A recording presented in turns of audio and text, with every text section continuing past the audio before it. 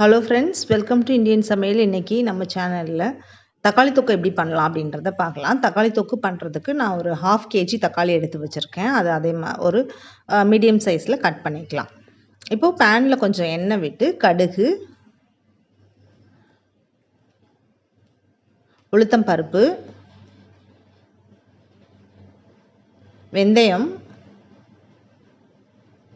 எல்லாமே 1/2 ஸ்பூன் அளவுக்கு சேர்த்துக்கலாம். இப்போ இது எல்லாமே பொரிஞ்ச உடனே இதில் கட் பண்ணி வச்சுருக்கிற தக்காளியை ஆட் பண்ணிக்கோங்க.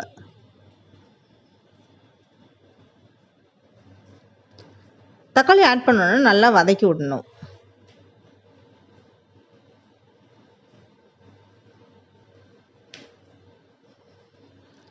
தேவையான அளவு உப்பு, நான் ஒரு 1/2 ஸ்பூன் கல் உப்பு ஆட் பண்ணியிருக்கேன். 1/4 ஸ்பூன் மஞ்சள் பொடி போட்டு நல்லா கலந்து விட்டுக்கோங்க.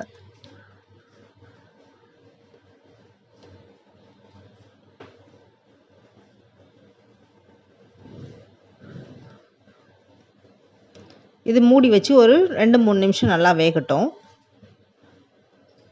இப்போது இடையில கருவேப்பிலையும் நம்ம சேர்த்துக்கலாம். இதில் அப்பப்போ அதை திறந்து பார்த்து அடி எதுவும் பிடிக்காமல் இருக்கான்னு செக் பண்ணிக்கோங்க.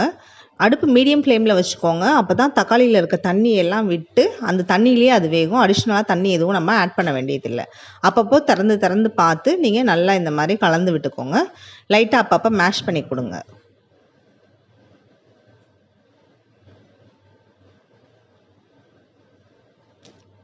இப்போ இதுக்கு தேவையானது நான் ஒரு 1/2 ஸ்பூன் கொத்தமல்லி தூள், 1/2 ஸ்பூன் மிளகாத்தூள் சேர்த்துருக்கேன். உங்களுக்கு காரம் அதிகமாக வேணும்னா 1 ஸ்பூன் 1.5 ஸ்பூன் கூட நம்ம சேர்த்துக்கலாம். அந்த தக்காளியோட புளிப்புக்கு காரம் கொஞ்சம் அதிகமாக இருந்தால் ரொம்ப நல்லாயிருக்கும். நான் கொஞ்சம் குறைவாக தான் சேர்த்துருக்கேன். அதோட கொஞ்சம் பெருங்காயம் 2 பிஞ்ச்.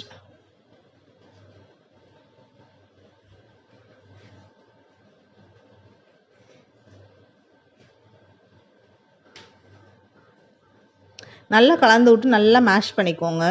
இந்த டைமில் இப்போ நமக்கே தெரியும் அது தக்காளி நல்லா கொஞ்சம் வெந்திருக்கும். இந்த டைமில் ஒரு 1 டம்ளர் அளவுக்கு நம்ம வாட்டர் சேர்த்துக்கலாம்.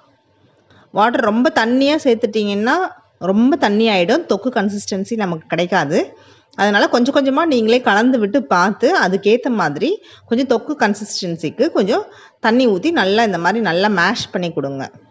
இப்போ இந்த மாதிரி தண்ணி ஊற்றுனதுக்கப்புறம் ஒரு 5 மினிட்ஸ் நல்லா அது வேகட்டும்.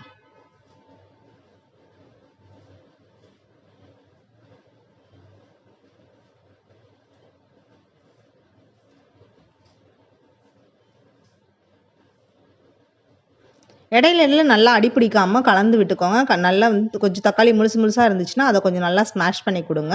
ஆல்ரெடி நம்ம மூடி வச்சுருந்தப்பவே நல்லா வெந்து வந்திருக்கும். இருந்தாலும் அது கொஞ்சம் டெண்டராக இருந்தாலும் கூட கொஞ்சம் அப்படியே ஃப்ளஃபியாக நிற்கிற மாதிரி இருக்கும். அதெல்லாம் கொஞ்சம் ப்ரெஸ் பண்ணி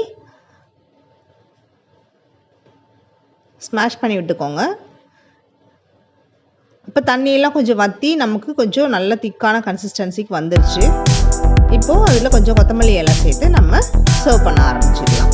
இப்போ தக்காளி தொக்கு ரெடி ஆகிடுச்சு. இது ரொம்ப ஒரு சிம்பிளான டிஷ்ஷு. ரொம்ப குயிக்காக நம்ம பண்ணுறதுக்கு இந்த மாதிரி பண்ணி நம்ம செய்யலாம். இது ஒரு ஜஸ்ட் 5 மினிட்ஸ்லேயே ரெடி ஆகிடும். தக்காளி தொக்கு செய்கிறது நிறைய மெத்தட்ஸ் இருக்குது. இது ரொம்ப குயிக்காக டக்குன்னு சமைச்சு சாப்பிட்றதுக்காக ஒரு டிஷ் நான் பண்ணி கொடுத்துருக்கேன். இன்னும் இதே மாதிரி நிறைய டிஷ்ஷஸ் நம்ம சேனலில் வரப்போகுது.